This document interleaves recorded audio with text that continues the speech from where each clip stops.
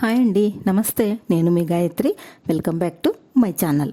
ఈరోజు వీడియోలో ఒక మంచి యూజ్ఫుల్ అండ్ హెల్తీ రెసిపీని మీతో షేర్ చేసుకోవాలనుకుంటున్నానండి. ఆయుర్వేద పరంగా ఎన్నో ఔషధ గుణాలున్న ఒక మెయిన్ ఇంగ్రీడియంట్ మన వంటగదిలోనే దొరుకుతుంది. అదేనండి అల్లం. ఈ అల్లంలో లెక్కలేనన్ని హెల్త్ బెనిఫిట్స్ ఉన్నాయి. వర్షాకాలంలో జలుబు, దగ్గు, కఫం, పైత్యం, గొంతులో గరగర ఉంటుంది. వీటి నుండి ఉపశమనాన్ని ఇస్తుంది ఈ అల్లం. ముఖ్యంగా వికారం, వాంతులను తగ్గిస్తుంది.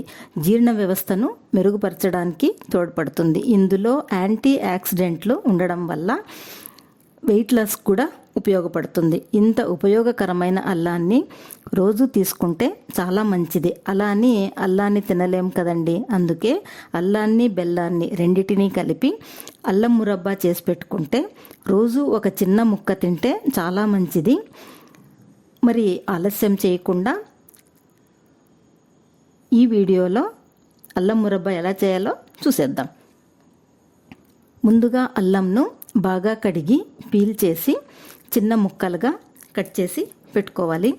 ఇక్కడ నేను 1.5 కప్పు అల్లం ముక్కలను గ్రైండ్ చేసుకున్నాను. 1 కప్పు అల్లం పేస్ట్ తీసుకున్నాను. 1.5 కప్పుకు 1 కప్పు అల్లం పేస్ట్ వచ్చింది. 1 కప్పు అల్లంకు 2 కప్పుల బెల్లం,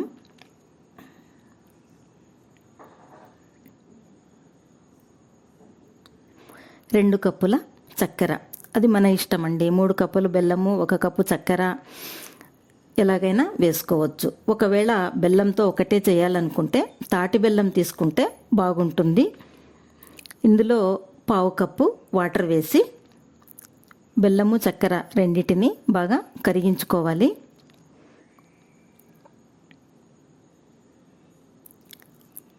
బాగా కరుగుతుంది చూడండి.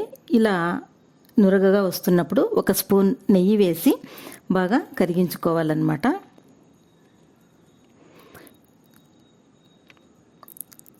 బెల్లము, చక్కెర 2 పాకం రావాలి. జర్నీ చేసేవాళ్ళు వామిటింగ్ సెన్సేషన్ ఉంటే ఈ అల్లం మురబ్బాని తింటే చాలా మంచిగా ఉంటుందన్నమాట. బెల్లం, చక్కెర బాగా కరిగాక మనం పేస్ట్ చేసి పెట్టుకున్న అల్లం అంతా కూడా ఇందులోకి వేసేసి బాగా కలుపుకోవాలి. అల్లం పేస్ట్ వేసాక కొద్దిగా నీళ్ళగా అవుతుంది. మళ్ళీ కలుపుతూ ఉంటే గట్టిపడుతుంది. స్టవ్ను లో టు మీడియం ఫ్లేమ్లోనే పెట్టుకొని కలపాలి. హైలో పెట్టుకోకూడదు. హైలో పెట్టుకుంటే ఒక రకంగా మాడు వాసన మాదిరిగా వస్తుంది. అందుకు మీడియంలో పెట్టుకొని కలుపుకోవాలి. బాగా దగ్గర పడుతున్నప్పుడు 1/2 teaspoon salt, 1/2 teaspoon elaichi powder వేసి బాగా కలపాలి. సాల్ట్ వేయడం వలన క్షారగుణం అనేది పోతుంది. కొద్దిగా దగ్గర పడుతున్నప్పుడు బటర్ పేపర్కు నెయ్యి అప్లై చేసి పెట్టుకోవాలి. బటర్ పేపర్ లేకపోతే ప్లేట్లో అయినా నెయ్యి అంటించుకొని పెట్టుకుంటే అందులోకైనా వేసుకోవచ్చు. మనకి ఏది కంఫర్ట్ అయితే అందులో వేసుకోవచ్చు అనమాట. ఈ స్టేజ్లో ఉన్నప్పుడు పాకం కొద్దిగా చూసుకుంటూ ఉండాలి. ఉంట పాకం రావాలి. 1 కప్పులో నీళ్ళు వేసి అందులోకి పాకం వేసి టెస్ట్ చేసుకోవచ్చు. ఉంట పాకం ఎలా రావాలంటే ఇలా ఎటు నొక్కితే అటు ఫోల్డ్ కావాలి. ఇంతకన్నా ఎక్కువ వద్దు, తక్కువ వద్దు. ఇంత మట్టుకుంటే సరిపోతుంది. వెంటనే స్టవ్ ఆఫ్ చేసి నెయ్యి అప్లై చేసిన బటర్ పేపర్ పైకి ట్రాన్స్ఫర్ చేసుకోవాలి.